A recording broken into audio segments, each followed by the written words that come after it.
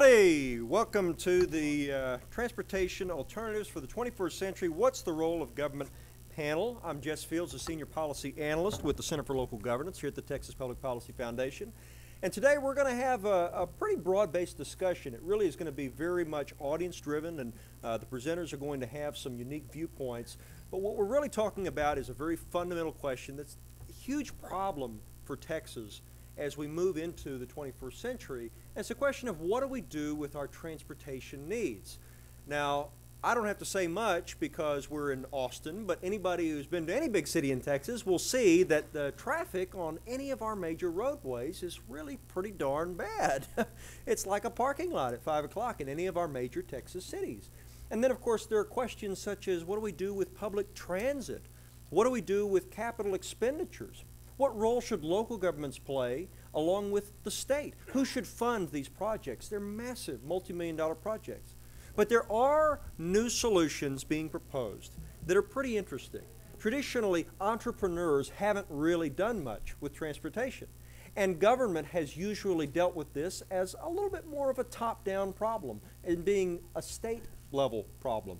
But recently, localities have been asked to pick up a lot more of the burden. As well, have there been new innovations that have come along that provide some opportunities for the future that are worth looking at. Opportunities like ride sharing as a unique option for people who maybe don't own primary means of transportation or who need other ways to get around town. Other app-based services, on-call type services that are being developed. Things we can't even imagine now might be available in a few years. And then there are things we know are coming, like self-driving cars. What happens, this was our Vice President of Policy, Chuck DeVore, mentioned this at a panel several months ago. It really got me thinking. He said, what happens to the traffic when all of a sudden every car is driving itself and can respond instantly to the distance of the car in front of it? What happens to the lack of human misstep in reaction time? What happens then to our transportation problems? Even 35 might actually run relatively on time at that point. So we have all of these unique innovations that are being derived from the marketplace. But there is, of course, still the question of expenditure. And there's no secret that the state of Texas has leaned a little bit more heavily on local governments to provide some of the solutions to these problems. Localities are trying to step up to the challenge. And so to that end, we have a couple of council members here. We have a well-known transportation and research expert on urban policy, as well as an entrepreneur who has dealt with internet companies and many innovative technologies that I think will really provide an interesting perspective as well. And so we have a good discussion today about how to solve these problems as we move further and further into the 21st century and as we are on the brink of a session where transportation will be an issue. So let me go ahead and get started, and I'm going to introduce our first panelist. Our first panelist is Randal O'Toole.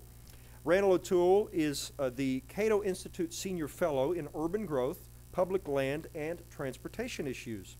He wrote Reforming the Forest Service in 1988, which had a major influence on Forest Service policy and on-the-ground management.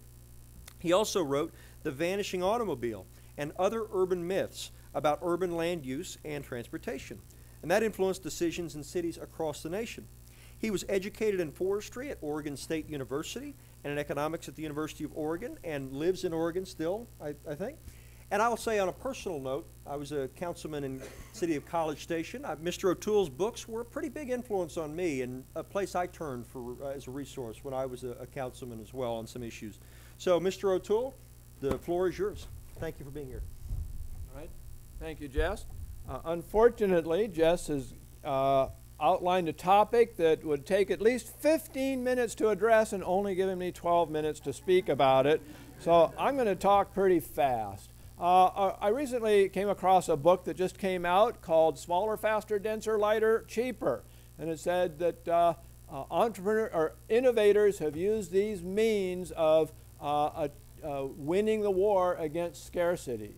When it comes to transportation, the four key factors are faster, cheaper, more convenient, and safer. We look back in history and we look at, for example, the first automobiles, which were made about 120 years ago. They could go an average of a top speed of 7.5 miles an hour. 100 years ago, Henry Ford's Model Ts had a top speed of about 40 miles an hour. Today, cars routinely are made that can go over 100 miles an hour, and we're seeing more and more states adopt 80-mile-an-hour speed limits. So we've made travel a lot faster and a lot more convenient, and it's also a lot safer. Even in traffic, we end up average urban speeds are close to 40 miles an hour. Of course, cars are unparalleled in their ability to go door to door among motorized forms of transportation, and safety has dramatically increased. Even though since the 1970 we've almost tripled the amount of driving we do, the number of fatalities have declined by almost 40%. So we've got a huge decline in fatalities per billion passenger miles. Air travel has been about the same. 100 years ago today, you could buy this airplane which had a top speed of 70 miles an hour. Today, of course, airplanes routinely go close to 600 miles an hour, and they do it far safer than the planes of 100 years ago. 100 years ago, we had streetcars that had an average speed in our cities of 8 miles an hour. And you talk to city planners around the country, and what do they want to do? They want to build streetcars in their cities that have an average speed of 8 miles an hour. They've forgotten the key, which is faster, cheaper. Oh, and by the way, streetcars cost twice as much to maintain and operate as buses, and far more than cars. And then there are people who want light rail. Light rail was invented 80 years ago, and it went an average speed of 20 miles an hour. Today we see Houston and Dallas building light rail, and Austin and San Antonio, people wishing they had light rail that goes 20 miles an hour.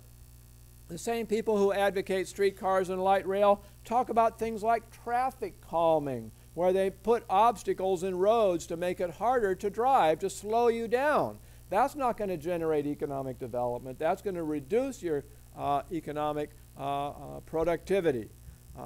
They claim that if they build a streetcar, they get all kinds of economic development. This is Portland streetcar. They built the streetcar for $55 million, and they said, we got $1 billion of economic development. What they didn't mention is that they spent $800 million building parking garages for developers all along the streetcar line. Why did they need the parking garages? Because they knew nobody's going to ride the streetcar, not enough to generate economic development. So they put in these parking garages so people have places to park to be able to go to the Whole Foods and all the other developments along the streetcar line. Probably the largest public works program in history and the most successful one was the Interstate Highway System. It was built starting in 1956, and it led to a dramatic increase in mobility because it dramatically increased average speeds, convenience, safety, and reduced the cost of travel. So we've seen a big revolution in the last century. We saw the revolution of automobiles when Henry Ford made automobiles affordable. We saw a revolution in travel when we built the interstate highway system, but we're not seeing those kinds of revolutions anymore when we go back and build obsolete transit systems like light rail and streetcars, and yet that's what planners want to do. We're on the cusp of another revolution, as Jess mentioned, and that is the self-driving car. Self-driving cars are, the technology is here. Really, all that needs to be done is get them licensed. California and Nevada are licensing them on an experimental basis, and it'd be nice to see them licensed on a personal basis, and I think they'll happen very soon. We're going to see a huge increase in roadway capacities because computers have far faster reflexes than humans do, and so cars can operate more closely together. We'll see at least a tripling of roadway capacities. We'll see universal mobility because you won't have to be 16 years old and have a driver's license. You can be 9 years old. You can be 90 years old. I look forward to putting my dogs in the car and sending them to the vet because I don't want to go. Increased speeds because there'll be a lot less congestion and the cars will be able to handle highways at faster speeds more safely. We'll probably see at least a 50% reduction in fatalities, perhaps as much as a 90% reduction and it'll be greener. This is what Volkswagen calls their valet parking car. This will probably be available in the next 2 or 3 years. You get out of your car and you say, "Car, go park yourself," and it drives around until it finds an empty parking space and parks itself. And then when you're done with whatever you're doing, you pull out your smartphone, open up the app and say, "Car, come," and it zeroes in on your location using GPS and finds you and picks you up. You can buy cars today that have a lot of these capabilities, that have lane keeping. That means the car can see the lane and it will steer within the stripes for you on the lane. Adaptive cruise control, which means it keeps a fixed distance from the car in front of you. If we get just 20% of cars on the road with adaptive cruise control, that's going to interrupt a lot of the congestion-causing pulses and will probably reduce congestion by half all by itself. So self-driving cars are going to revolutionize travel as much as Henry Ford's car revolutionized travel 100 years ago. And if you buy a car like this today, when Google or whoever gets the software done, you'll only need to add a sensor or two to this car and a software upgrade.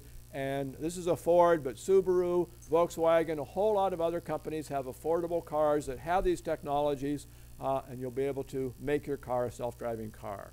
The next step is this Google car, which has no steering wheel, no brake pedals, no accelerator. It's just got one button in it. You get in, you push the button, you say where you want to go, and it drives you there. Google is manufacturing 100 of these cars and is testing them in California under a license. Now, what should government do about this? The Obama administration wants to mandate that all cars have what are called vehicle-to-vehicle and vehicle-to-infrastructure communications, so that they can accelerate. They claim it's going to accelerate self-driving cars, but in fact what it'll do is impede them. If every car has exactly the same software for vehicle-to-vehicle and vehicle-to-infrastructure communications, it'll be very easy to hack that software. Google and the other companies that are making self-driving cars, Ford and so on, have said they don't need that, they don't want that, they don't mind if you use that, but they don't want it as a mandate. It's just going to impede development. So really the best thing government can do is get out of the way. This is a car that's, I can't remember which company, oh, it's Volvo, but they've got a self-driving car. They've driven all over Sweden. We've got cars that have driven over 1 million miles in California. We know it's safe. We know it works. What should government do? Government should basically do very little, but keep the streets maintained, keep the infrastructure they've got maintained. That means coordinating traffic signals. Did you know that 3 out of 4 traffic signals in the United States are poorly coordinated? You can see why auto manufacturers and software makers are not going to rely on vehicle-to-infrastructure communications if we can't even maintain our traffic signals. Keep the lanes striped. Keep those stripes in good condition, because the cars are going to be as dependent as you are in being able to see those stripes. Fill the potholes. And it'd be nice to have a system of signs that was somewhat consistent across the country.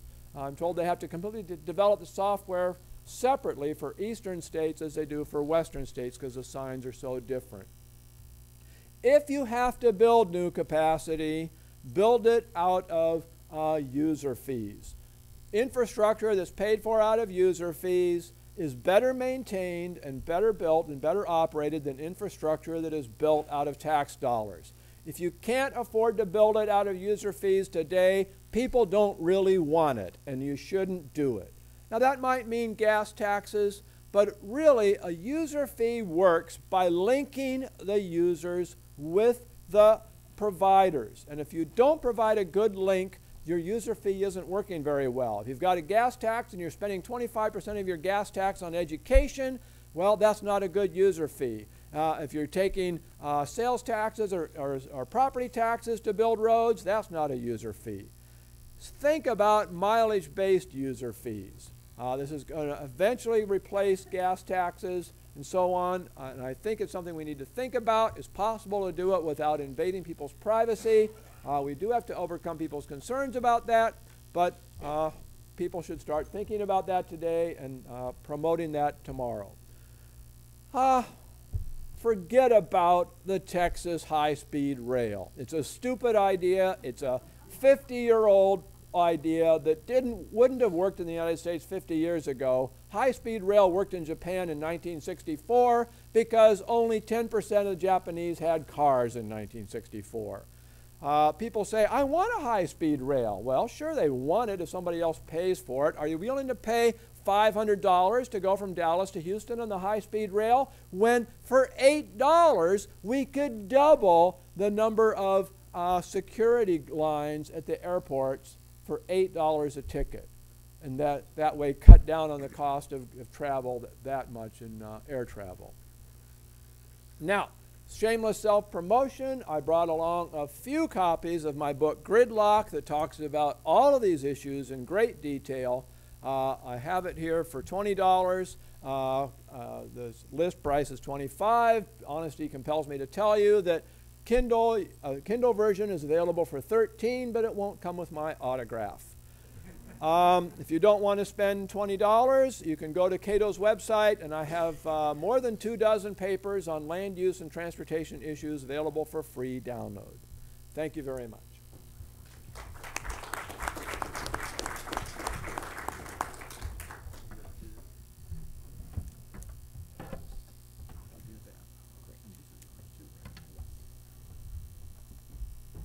Well, that was at least 15 minutes worth of information for the price of only 11 and a half. So thank you very much, Mr. O'Toole.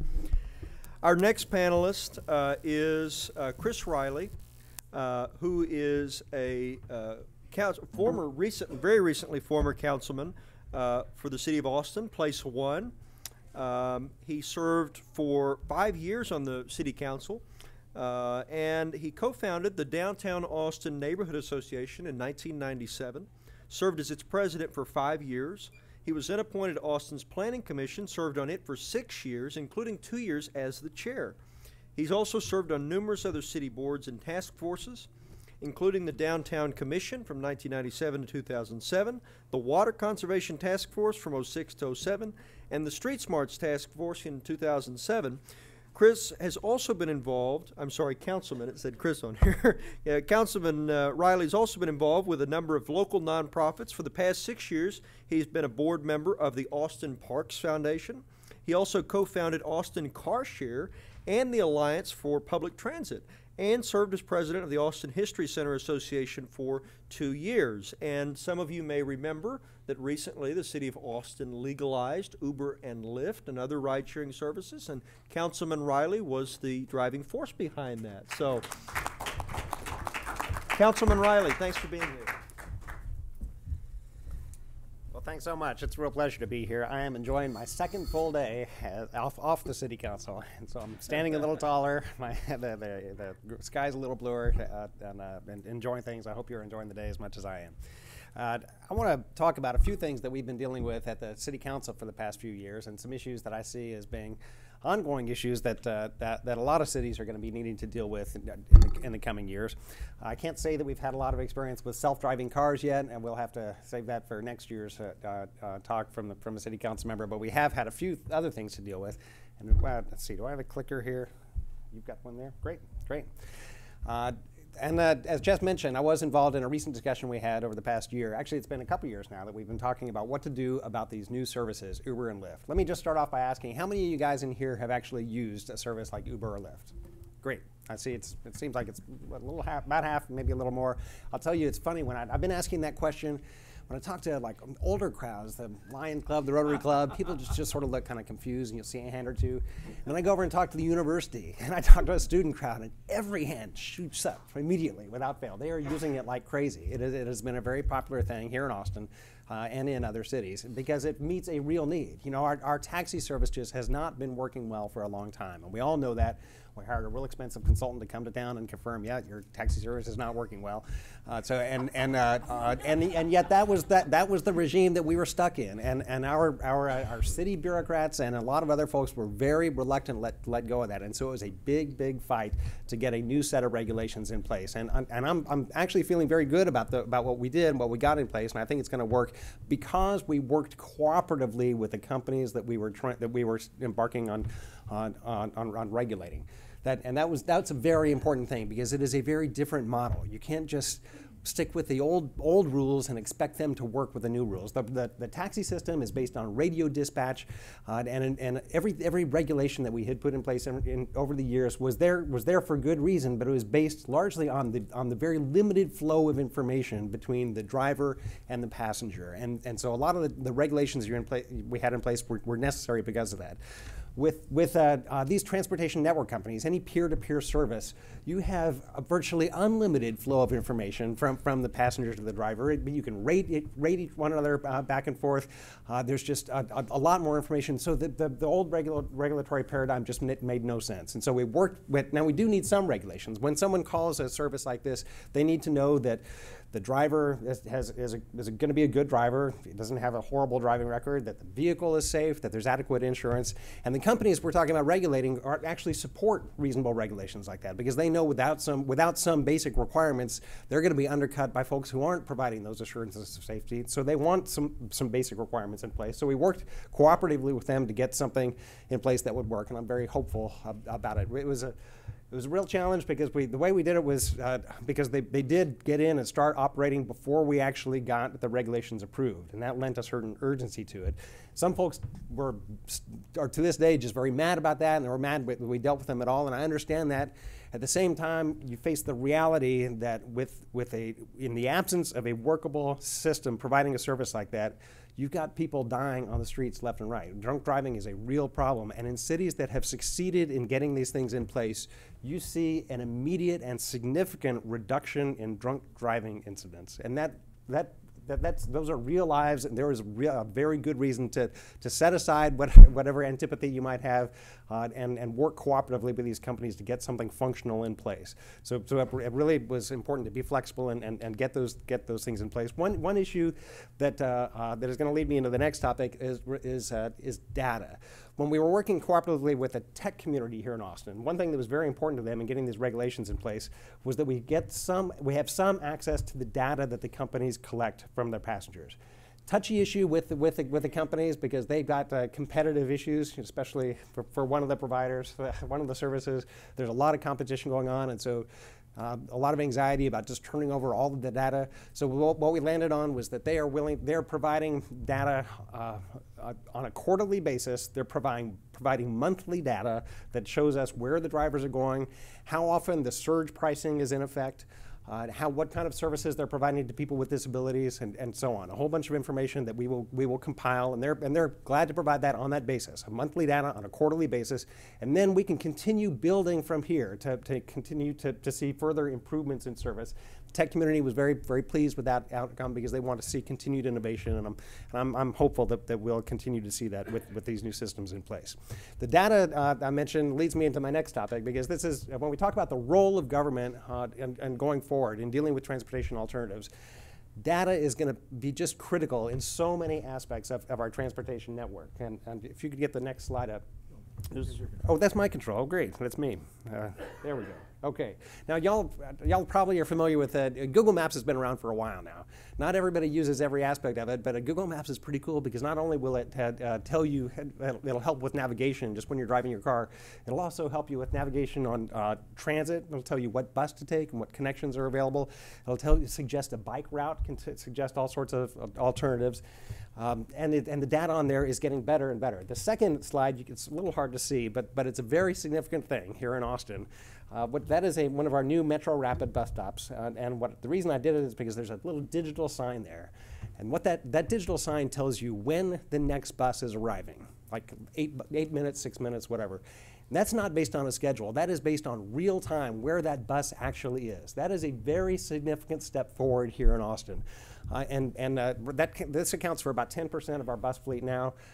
By next month, we will actually have that ability on 100% of our fleet. We will finally know where all of our buses are, and we will be collecting that data and providing it through Socrata, which is a platform that's used nationwide, and the state of Texas uses it, and others use it to provide data to the public sector. The very best apps tend to come not from the public sector, but from the private sector that gets that data, that public data, and makes the information available. So for instance, you can have an app, by this time next year, I expect that anyone who rides a bus in Austin and who has a smartphone, when they go to the bus stop, they'll be able to look on their phone and actually see where the bus is, a map showing where the bus is. There will no longer be standing there at the bus stop wondering, has the bus already come? When is it going to get here? You will actually be able to see where it is.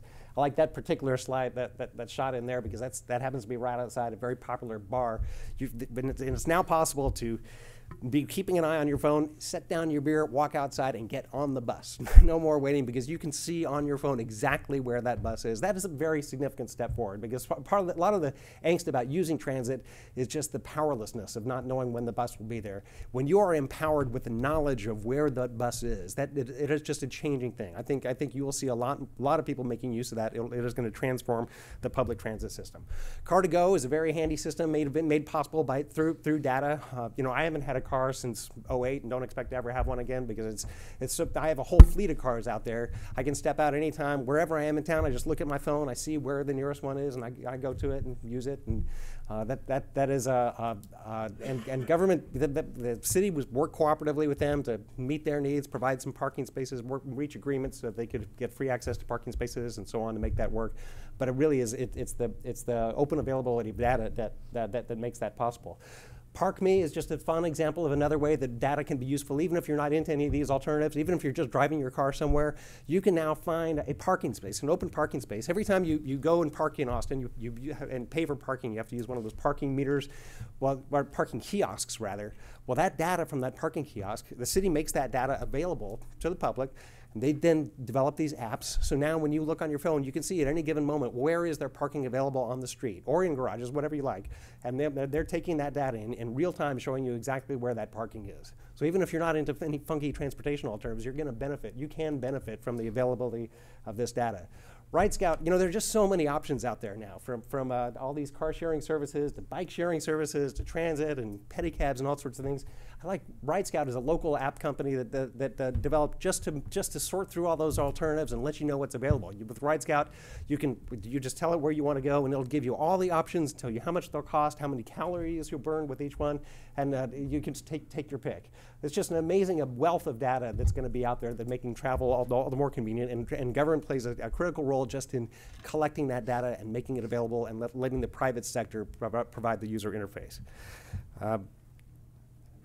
Another thing I need to mention, when I mentioned parking, I had one parking slide I mentioned before, but this is actually a very big deal, and it has very big impacts on our transportation network. Parking policy, I've gotten very excited about parking policy over the last few years. And it may not seem all that exciting, but it is huge. Parking is the single biggest land use in most every American city, has huge implications for our transportation service.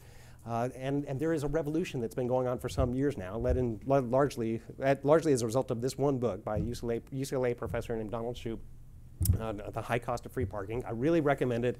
It is the most damning indictment you will ever see of government efforts to regulate most anything, because it's absolutely ridiculous how the government in the post-World War II area started imposing these regulations on companies, shifting the cost of parking onto private sector companies in a very ham-handed sort of way that made no sense.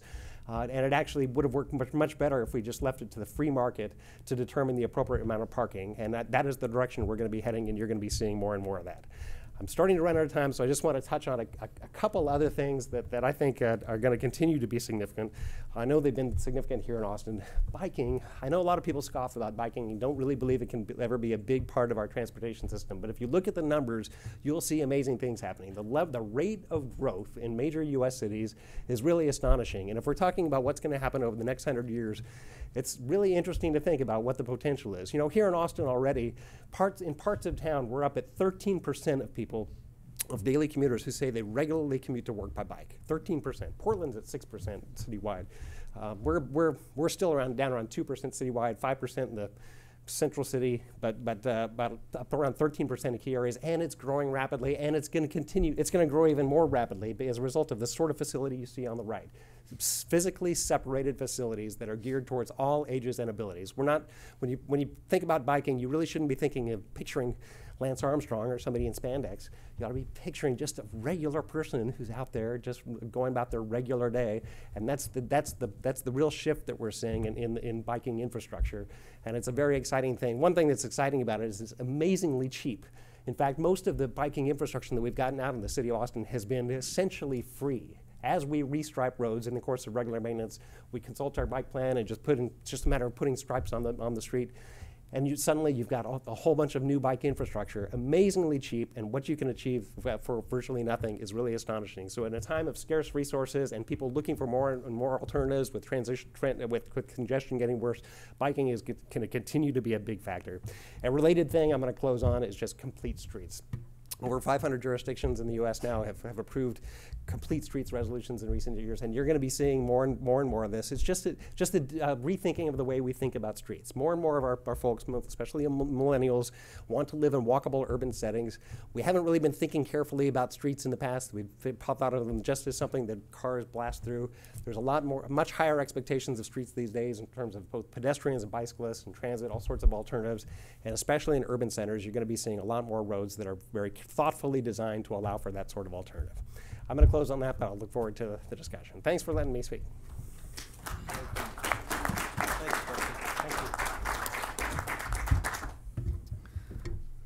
Well, you got me excited about parking. Our next speaker is, so we go from Austin here in Central Texas. Now we're going to take a little trip over to the Gulf Coast, and Councilman David Martin is a member of the Houston City Council, and you have been now for 2 years. 2 years, okay. Previously, you served on the Humble ISD Board of Trustees and served as president of the board, Board Finance Committee chairman, and chairman of the Board Audit Committee. He served as the secretary/treasurer of the Board of Directors for the Harris County Houston Sports Authority. He's a graduate of Louisiana State University, and with all of Houston's traffic, which I've known my life, Houston's traffic, I expect to hear some interesting things from you. Councilman Martin, thank you for being here.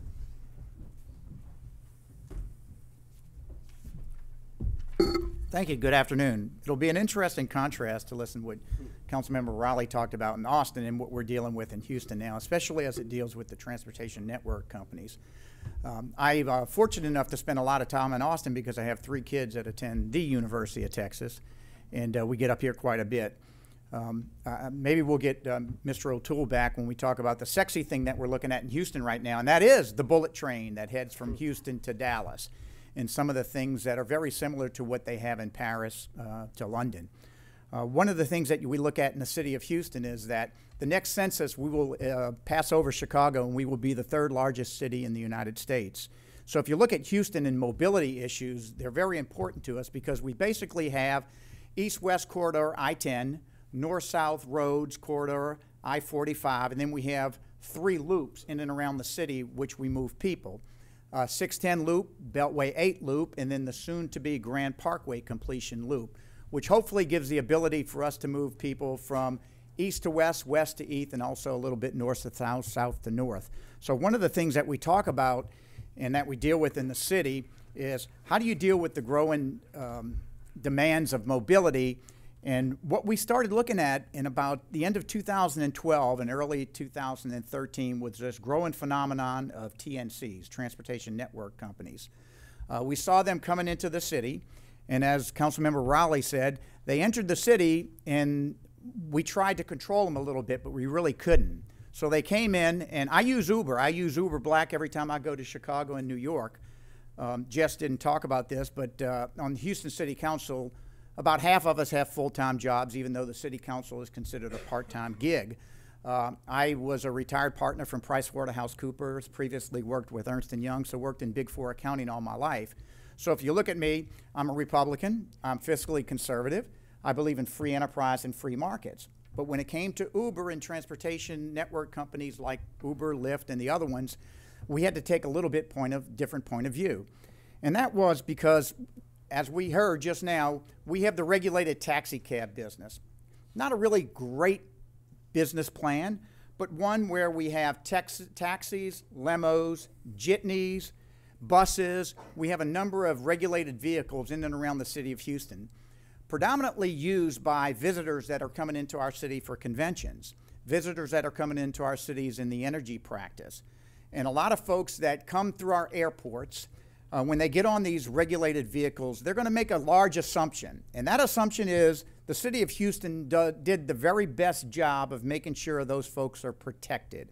Protected to go from the airports to their place of business downtown.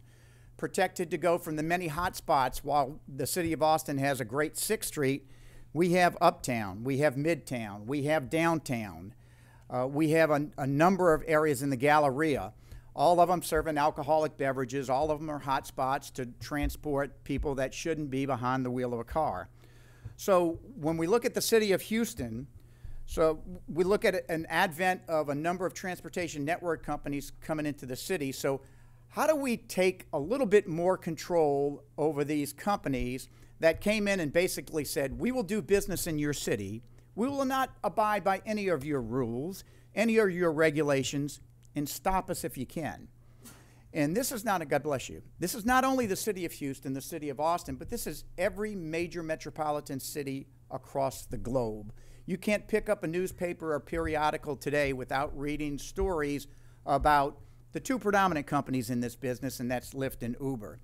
So what did we do as a city, and what did we go through? Because it was a really interesting discussion as we tried to make sure that we gave these companies the ability to operate in our city, but at the same time, we tried to take the safety aspect and protect the visitors of our city and what we were trying to do as a business. Predominantly wrapped around a number of ingredients, and those ingredients were insurability of vehicles, and the situation at our airports. If you ever go to a major metropolitan airport, taxi cabs line up in a queue.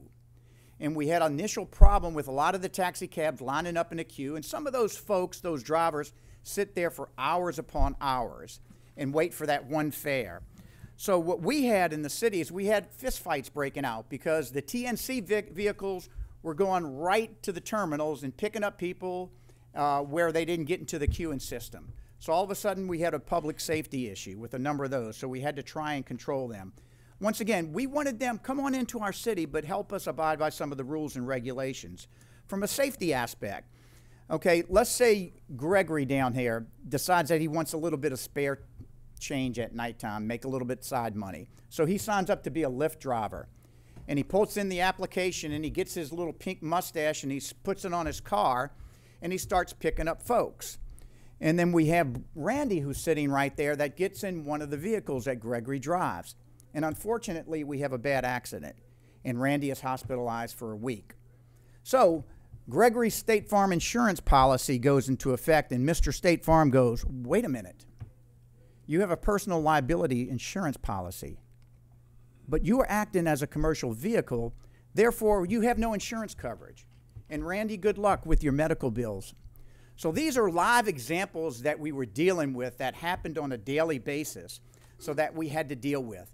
What we tried to do was to make sure that the TNCs had commercial liability insurance 24/7.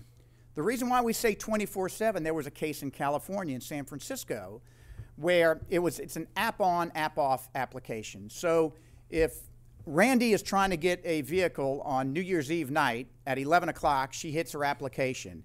And then she knows exactly where the TNCs are, and they're going to come pick her up. She gets a picture of the driver gets a picture of Randy.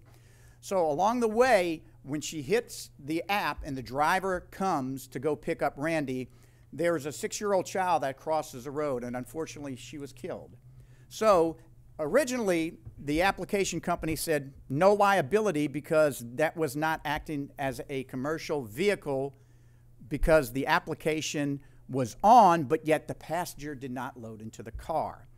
So the good things that a number of cities like Austin, like Houston, like Dallas has dealt with is they got the ability to affect change within these applications and to make sure they did have 24/7 commercial liability insurance that protect the people and the visitors that come to cities, as well as our own folks that are in and around the cities living there, heading to bars, heading to places like that.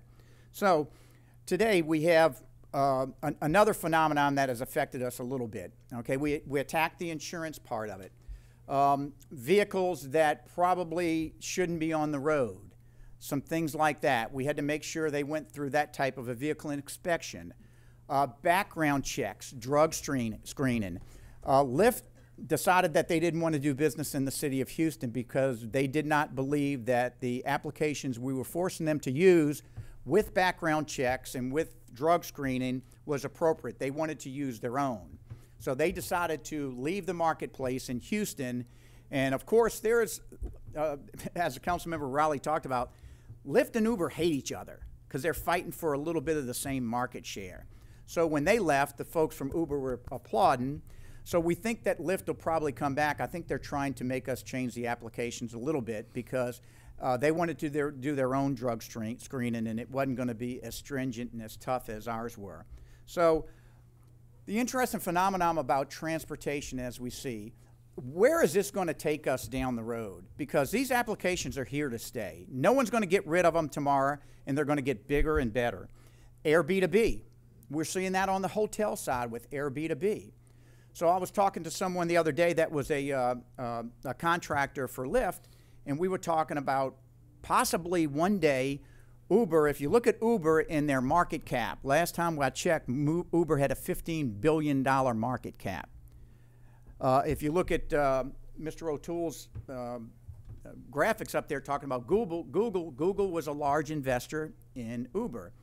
So the application on transportation, vehicles, what about air travel? What's next? What's the next advent of transportation and mobility in these transportation network companies that are in today? It's not going to stop at cars. It went from cars to hotels. Now you can get a nice hotel with Airbnb, get somebody's room. Anybody heard of Airbnb? I'm sorry? B&B. 2B, Airbnb. And then the advent of the study right now that is being undertaken by some of these companies on how do you take this type of sharing program and move it to flight sharing and some of the things there. So it's a phenomenon that's here to stay. What we tried to do as a city is to somewhat put a little bit of rules and regulations around them. I'm a free markets guy. I'm a free enterprise guy. I believe that you should allow those companies to come to your city and prosper. But at the same time, you have a large assumption, and that assumption is on the guests that come into our city for not only the major events and hotels and occupancies and sports events that we have on a day-to-day basis, is to make sure that these folks, with the assumption of protection, that when they do have an incident, it's going to be an incident that can be addressed, and make sure these companies are doing everything they can. I actually had the opportunity to work, one of the folks that I worked for a number of years went over to the company called Lyft and was her senior vice president in charge of operations. So it was really a unique experience for me when I was on city council because we were trying to force rules and regulations onto these TNCs. At the same time, a very dear friend of mine was trying to do the opposite of that. So it was really an eye-opening experience for me because I learned a lot about it. I thought it was a phenomenon that was going to have the ability to impact our city tremendously. Anybody that's driven in and around Houston knows that our roads aren't good, our highway systems are jammed, and it takes too long. We don't do things faster, quicker, cheaper. We tend to do things slower and a lot more expensive. So a little bit of a different point of view than Councilmember Raleigh had, but at the same time trying to put a little bit of controls and balances on these companies that we know are here and are going to continue to operate in our city, which we want them to because the younger generation has always used these things for the last couple of years, and it'll continue to be bigger and grander and larger. So thanks for the opportunity, and thank you, Jess. I knew Jess when he was about this big. And he's a good Kingwood resident, and we appreciate what he does today. Well, thank you. I appreciate it. That's my time. Perfect time. Thank you very much. The after party will feature stories about my childhood. No, I'm just kidding. Now on to John Ramsey, our final, last but not least, panelist.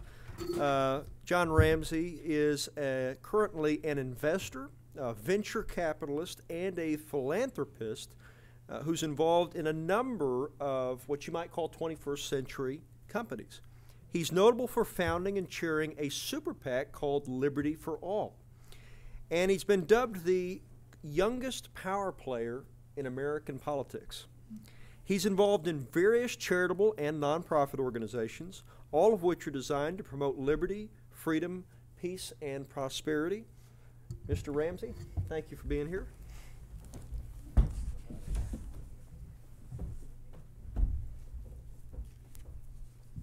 Well, Jess, thank you for that kind introduction. It's a little too kind, I think. But it's funny, I usually get the part of my venture capital business, I'm in the beauty industry, and people ask me, well, they look at me funny, and I'm like, well, I'm not the face of the company by any means. I'm on the tech side of things, and it's very much a business like an Uber, where you're connecting stylists with people who want their hair done. So thanks for the opportunity. It's always a pleasure to be here at TPPF. They do some great work. I'm honored to be here speaking on a topic that I think I can kind of bring some diversity to. Because I think I bring a unique perspective. Definitely don't come from the policy world. I come from the entrepreneurial world and the investment world. So I think maybe I can offer a little bit of value here. I want to start with a quote that's really inspired my life and a lot of my work.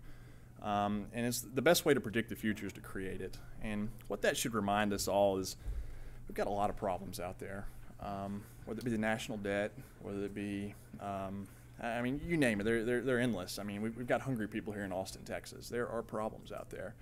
But I think it's up to us to solve them. We shouldn't wait on other people. It's up to folks like you and I to do this. At the end of the day, our creators empowered us to do that, I think. And that's what we should all do. Whether that be transportation, whatever it might be, I think it's up to us to find solutions. So my next point that I'd like to make is I think one of the things that we do wrong a lot of times is to solve our problems, we look at politicians and government to do so. And well, why? That's what Democrats do. I mean, well, what are we thinking here? That's their strategy. So if there's anything that I can get out of this presentation is it's how do I get us to change our thought paradigm? How do we start thinking about how we look at a different way that maybe entrepreneurs are the problem solvers. If I can, when I go forward in this presentations, I want us to think of politics and politicians as problem creators and the entrepreneurs as problem solvers. Now, this is not to say that politics isn't worthwhile for a lot of things. I'm involved in it pretty heavily. I mean, you've got guys who use it as an educational platform. Look at somebody like Ron Paul or Ross Perot, both of which have changed the world with ideas in a big way. The establishment rejected both of them, probably because they both made too much sense. I don't know. But if you look at it, I think politics is useful in that sense, but let's think about it in a new paradigm today. So this is, before I get started, another thing that I keep in mind all the time, because it reminds me what it really means to be an entrepreneur. A lot of times entrepreneurs get associated with geeky tech guys like myself, and we think that's the only way you can ever be in the entrepreneurial world, and it's not true, because throughout history we've had entrepreneurs from farmers, maybe cleaning services, you name it. I mean, it's interesting. Lawn care businesses, it goes on and on. So these are the people who built America. In America, we've got plenty of bureaucrats, politicians, people who just move wealth around. They don't actually create wealth. So I think if we're really going to solve our problems and be serious about it, we need to look at it from how entrepreneurs and innovators can do it. There's a few historical examples of entrepreneurs and different inventions that have really changed the world. First, I mean, like the Wright brothers. Without these guys, a lot of us probably wouldn't be in this room. Just think about the way that connected the world.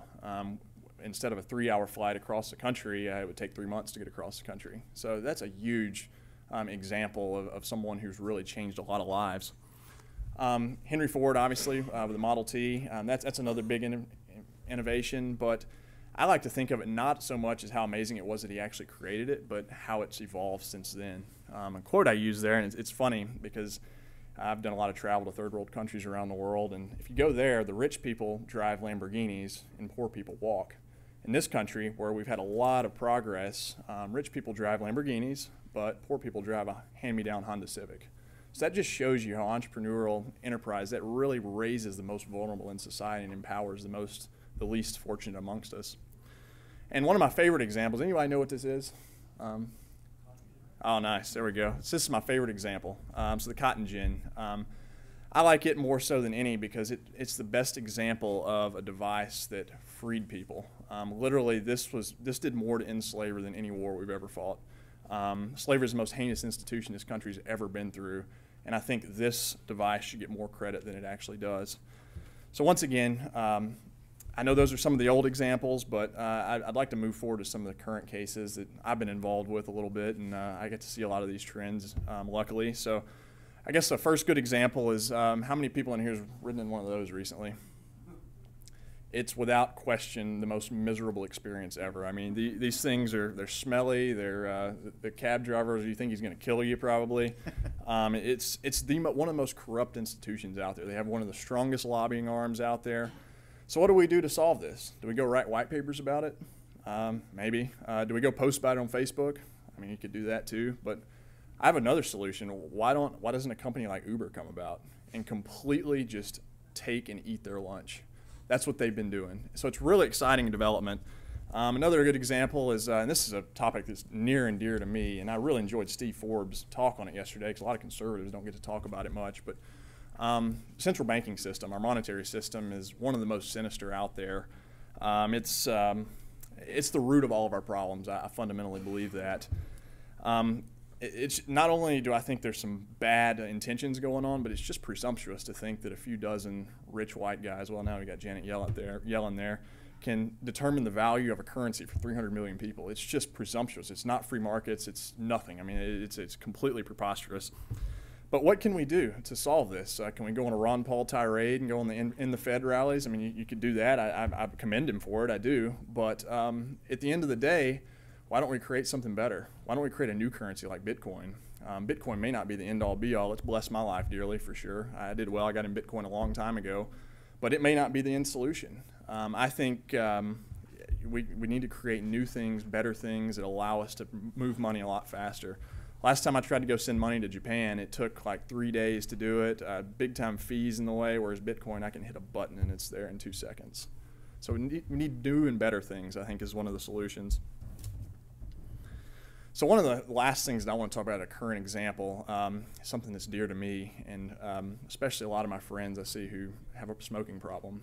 It's taking hundreds of thousands of our loved ones each year. It's a huge problem. It's an epidemic in this country. And despite all of the government regulations that have gone into place, the different taxes we put to discourage consumption continually goes up. And we got in New York City where now we got policemen that are killing men, innocent men, for selling untaxed cigarettes now. So it's just a bad unintended consequence. So what's the solution? How about e-cigarettes? They're a new thing that's relatively much healthier. It's cut down on cigarettes in a big way. So I think if we're really serious about helping people and improving lives, I think this is the way to go with the entrepreneurial route. So transportation, back to our original topic. Again, there's many exciting developments in this. I mean, whether it be the smart car, whether it be solar roads, I think there's a lot of people that are interested in dealing with this industry, which is great. But at the end of the day, a lot of people ask me, what would you do? Who would build the roads if government didn't exist? And my argument to that is, we wouldn't be driving on roads anymore. We'd be in jetpacks at this point. I mean, we'd be much further along. But the answer is, I don't know. Why don't we let the market decide? They're a lot smarter than we are. I'm not presumptuous to think I know enough to say what the solution should be, but that's why we leave it to experts like on the panel here to create an environment in which the market can decide. That's the most important thing we can remember. To close, I think the number one thing we can do is be unafraid. Let's create alternatives, and by golly, I know we can change the world and help a lot of people in the process. Thank you very much.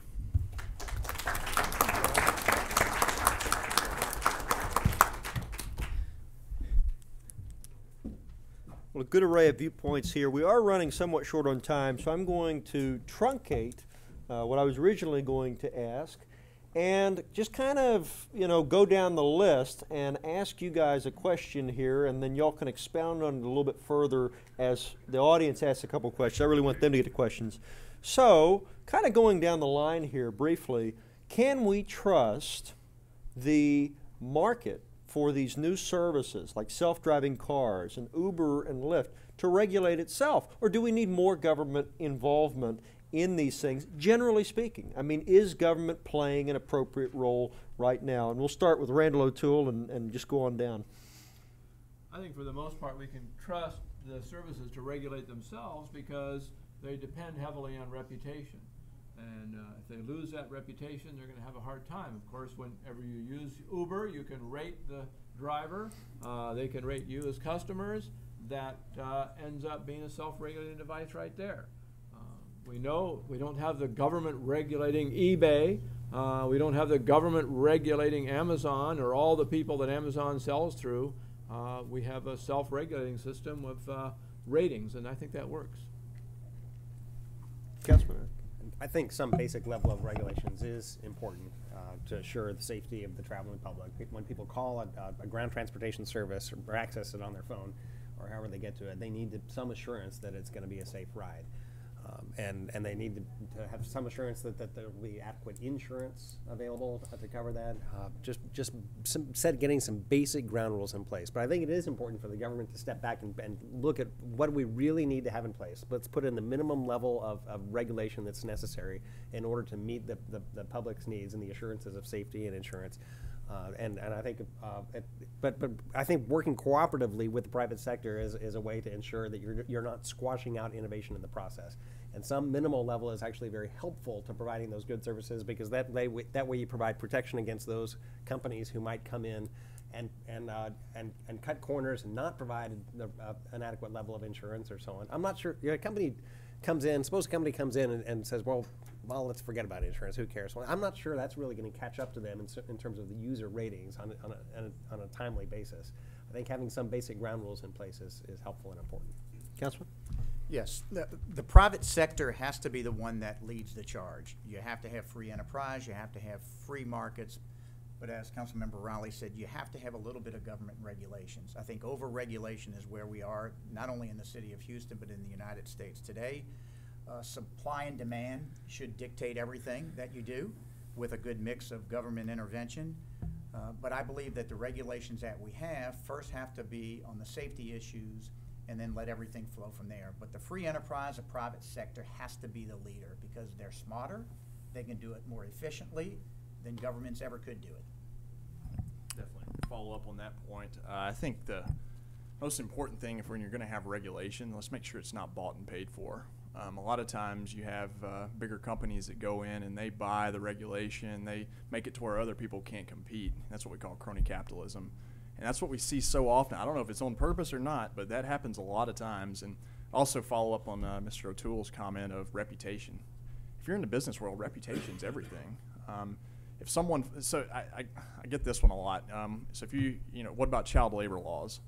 Well, at the end of the day, if someone finds out that one of my businesses is forcefully employing children, they're not going to come buy my product or service. Your reputation is everything in the marketplace. So I think that's the most important thing to remember. These companies, if they want to cut corners and not give a good service, people aren't going to, they're going to vote with their dollars and they won't go there. So that's the most important thing to remember, I think. All right. Any audience questions? Okay. I just knew, I saw Jeff Judson in the front row. And all right. Well, there's so much to talk about, but I just wanted to ask about this high-speed train. Randal, the one in Texas is paying for itself. So how could anybody be against high-speed rail when it's going to pay for itself? If it's paying for itself, why am I getting people writing me and saying they want the government to pay for the Fort Worth to Dallas section? Why $2.5 billion? Why am I getting city councilors writing me and saying they want to, Lone Star wants to have our city to TIF the area that the rail's going to go through so that we can give the tax dollars to the rail project. It's not going to pay for itself. There's no way a high-speed rail line can pay for itself and compete against airlines. If we got rid of Southwest and all the other airlines, and if we reduced auto ownership by about 50%, it would probably still lose money. Now let me ask the other panelists, does anybody disagree with anything that Mr. O'Toole said? I'm not trying to drive a wedge here. I just want to... I fly on business from Houston to Dallas every day. And in Hobby Airport, there's a Southwest flight that leaves at 6:15, 6:30, 7 o'clock, 7:30, et cetera, et cetera. The public sector cannot afford to do the bullet train. We can't fix potholes today. We can't get pensions under control. So we can't get involved in that. The private tech sector has to take the lead. I think it's going to happen. And I think if you look at Southwest, they did a great job of marketing. They were always the low-price carrier. That isn't the fact these days. They're probably one of the more expensive carriers. And they did a good job with public perception. I think when you look at a bullet train that goes from downtown Houston to downtown Dallas, it'll be very successful. And I think the public will support it. The problem that we're going to have is the council members where the train dumps off or goes into. They go in another area, not in my neighborhood. But if you look at the most logical spot, it's going to be parallel to 45 because it's existing, it's already there. So there are some logistical issues with it, but I think it'll be wildly successful, and I can't wait to be a part of it. So the question I would ask there is if it will pay for itself, why won't private investors throw down for it? I think you're going to see that. But we're talking about using government money, right? No, we're talking about a fully funded private investment venture. I mean, that is what the proposal is. That is what the discussions have been with the commissioner. And I think that's the only way it'll be funded. I don't think government needs to spend a penny on it. It's not our business to do it. I attended one of those public meetings. I live in Bryan, Texas. What was presented to me, and I asked a lot of questions, was that it wasn't going to cost as much as an airline ticket.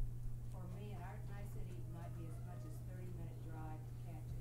There's no motivation for a person like me to, I can either face Houston traffic and I go there fairly often, or I can take a light rail, but I can go to Houston with an X5 diesel for $50 at $3.80 a gallon. Why would I want to ride one? But it seems like to me with anything in this area of reason is that it always ends up getting dumped somewhere back on the taxpayer. One way or the other, with you can call it a fee, you can call it a whole lot of different names.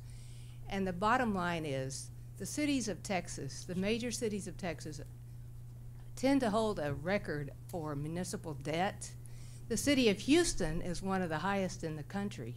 So if they dump it back on the taxpayers, what is the effect for the average citizen that lives in the city of Houston? So I'm assuming that's directed to me.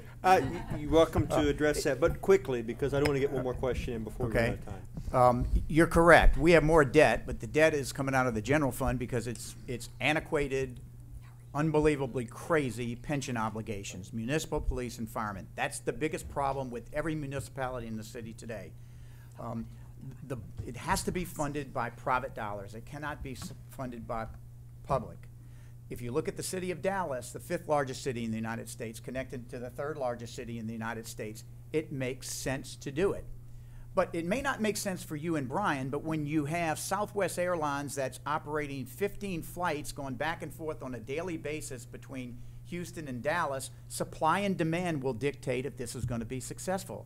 As Mr. Ramsey said, that's what's going to be driving this whole thing, is it's going to be the supply and demand curve. So if there's a demand for it, it's going to be successful. If there isn't, then folks aren't going to take it.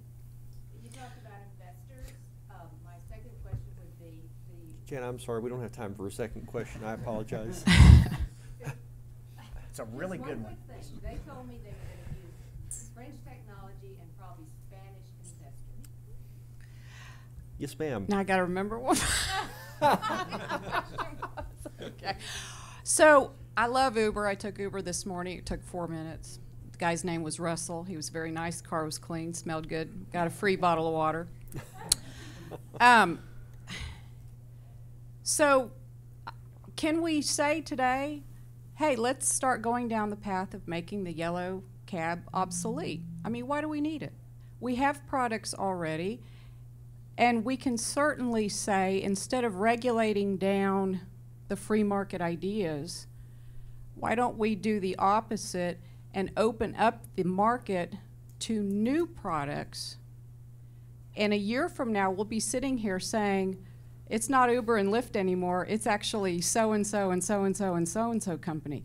But can we start down that path today? And if not, why not? And then just a side note, because I live in Austin, downtown in the Lavaca, Colorado area, and for the life of me, I'm trying to figure out the rationale between this bus lane situation.